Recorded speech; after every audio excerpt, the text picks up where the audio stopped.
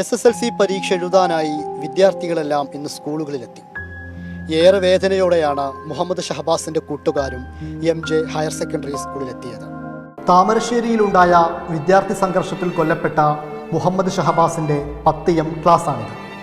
ഒരു വർഷക്കാലം ഏറെ സന്തോഷത്തോടെ സൗഹൃദത്തോടെയാണ് ഷഹബാസ് ഇവിടം കഴിഞ്ഞുപോയത്.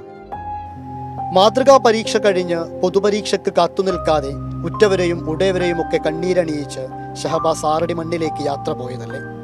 10M എന്ന ക്ലാസ് മുറി അവൻ്റെ ശബ്ദങ്ങൾ എത്രയോ തവണ കാതോർത്തിട്ടുണ്ടാവില്ലേ.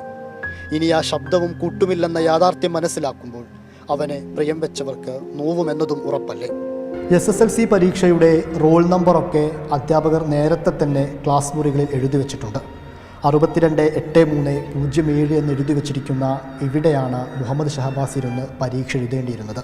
അറബിക്കാണ് ഷഹബാസിനിന്ന് പരീക്ഷ.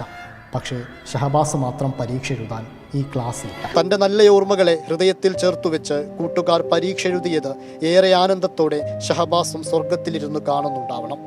അത്രയും നല്ല സുഹൃത്തിനെയാണ് ഉറ്റവർക്കും ഉടയവർക്കും നഷ്ടപ്പെട്ടത്.